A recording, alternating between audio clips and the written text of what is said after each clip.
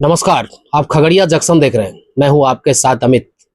NEET के result आने के बाद खगड़िया सहित पूरे बिहार, पूरे देश में चर्चा इस बात की है कि आखिरकार किस इलाके में कितने बच्चों ने नीट क्वालिफाइड किया। आज हम आपको मिला रहे हैं खगड़िया जिला के नया गांव की मान्या से, जिसने पहले अटेम्प्ट में ही नीट क्वालिफाइड किया है। स्वागत है आपका। Thank you. पहली बार ही आपने नीट क्वालिफाइड कर लिया, क्या राज है इसका? यही कि कंसिस्टेंसी के साथ बहुत पढ़ाई करते थे और था कि इसी बार करना है जो करना है। पहले से कमिटमेंट था कि इसी बार निकाल लेना है। जी। तो पढ़ाई का रूटीन क्या था आपका? जैसे मेरा क्लास ऑलमोस्ट 6 घंटा का चलता था, तो उसके अलावा भी हम 5-6 घंटा पढ़ाई करते थे।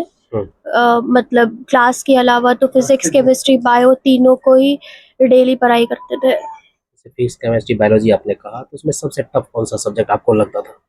उनको तो पर्सनली फिजिक्स ज़्यादा टफ लगता था। किस टफ था? उसका रिजल्ट कैसा रहा उसमें? इस एग्ज़ाम के बेस पे तो उसमें भी सही आया था। इस बार नीट क्वालिफाइड जो आपने किया है, उसमें प्राप्तांक आपका क्या रहा है? मेरा ऑल इंडिया रैंक 17,846 है एंड मार्क्स 580 आउट ऑफ 720। तो सरकारी कॉलेज मिल जाना चाहिए आपको। जी। मिल जाना चाहिए। जी।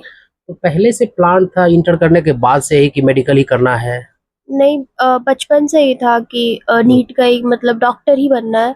तो जब 8-9 में आए थे तो ये पता था कि कोटा जाके एलएन में वहीं पे पढ़ाई करना है एंड नीट क्रैक करने का तो ये सोचना है। आपने सोचा था कि गार्जियन आपके कह रहे थे कि आपको डॉक्टर ही बनना है? होता है ना कि नहीं मेरी नहीं बिटिया डॉक्टर ही नहीं बनेगी। नहीं नहीं, तो पेरेंट्स का तो कोई प्रेशर नहीं था प्रेशर नहीं था गार्जियन का? नहीं, तो बिल्कुल खुद का नहीं। कमिटमेंट था। जी। तो 11-12 अपने कोटा से किया, तो प्राइमरी जी। एजुकेशन कहाँ से हुई? डीआरडीए भी पब्लिक स्कूल बेगूसराय। वहीं से। कैसा अनुभव रहा है डीएवी का? अच्छा अनुभव था, बचपन से ही हम वहीं पे पढ़े 10th तक। फिर 10 तक पढ़ाई करने के बाद आप कोटा गई, तो कोटा का सफर कैसा रहा? कोटा कोटा का में क्या ये सोच के तैयारी करवाया जाता है कि बस मान्या यहाँ से जाएगी, नीट में बैठेगी और नीट निकाल लेगी? वहाँ के टीचर्स ऑलमोस्ट अच्छे होते हैं, मतलब कॉन्सेप्ट बहुत अच्छे से क्लियर करने का कोशिश करते हैं वो लोग। और फिर आपको खुद से तो मेहनत करना ही, टीचर कितना भी पढ़ाए खुद से नहीं करेंगे तो फिर कुछ हो ही नहीं सकता। तो खुद भी मेहनत करते थे एंड टीचर्स भी कॉन्सेप्ट को बहुत अच्छे से क्लियर करते थे।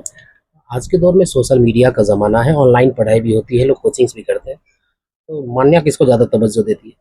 मेरा पर्सनली ऑफलाइन ज़्यादा मेरा प्रेफर करते, बिकॉज ऑनलाइन आई फील वो कंपटीशन फील करने के लिए इतने बच्चों के बीच आप बैठ रहे हैं, आपको जानने को मिलता है अच्छा ये ऐसा है, ये ऐसा है, या फिर टेस्ट दे रहे हैं लगातार।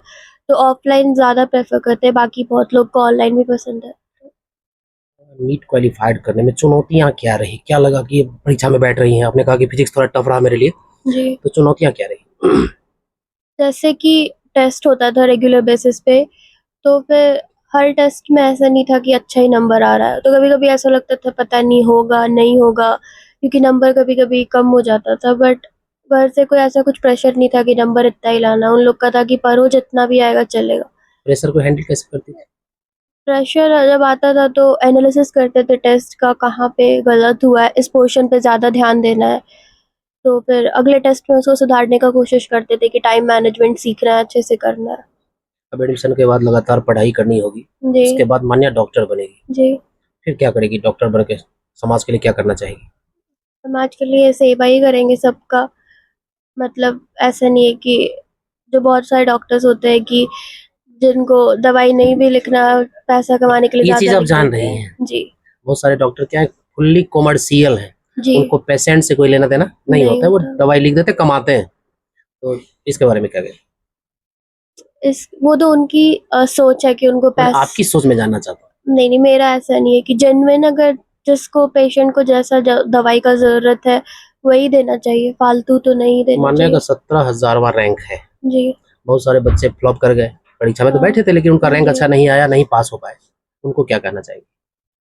यही कि जहाँ इस साल ऐसा जहाँ कमी हुआ पढ़ाई में, अम, उसको एक बार दोबारा उस जर्नी को देखना है कि कहाँ पे गलत हुआ, एंड फिर एक और साल अपने आप को मौका देना चाहिए कि कहाँ गलत हुआ है उसको हम लोग ठीक करें। आपका बचपन से ही बेस्ट एजुकेशन आपको गार्जियन ने दिलवाया है, जी। अच्छी पढ़ाई लिखाई जी। हुई, फिर जाके आपको कोटा भेजा गया। जी। पहले टाइम में ही आपने मेडिकल क्वालिफाइड नीट कर लिया। काफ़ी बच्चे हैं ऑनलाइन एजुकेशन ले रहे हैं और सोशल मीडिया में लगे रहते हैं, तो क्या सोशल मीडिया से जुड़ाव या सोशल मीडिया से हट के काम करना, ये दोनों के बीच को कैसे देखते जैसे मेरा तो कुछ सोशल मीडिया हैंडल था नहीं, यूट्यूब और व्हाट्सएप ही हम यूज़ करते थे, बाकी इंस्टा ये सब हम कुछ यूज़ ही नहीं करते थे। हैं?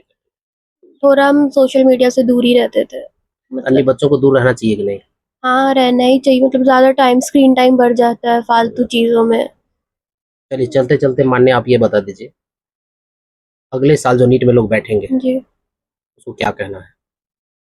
यही कि कंसिस्टेंसी के साथ, डिसिप्लिन के साथ पढ़ना है। मतलब इतना बजे हमको ये पढ़ना है, डेली कुछ गोल होना चाहिए कि इसको कंप्लीट करना है, अपने टू डू लिस्ट को कंप्लीट करना है डेली, और फिर हो जाएगा, मेरा जैसे हुआ बाकी का भी हो जाएगा।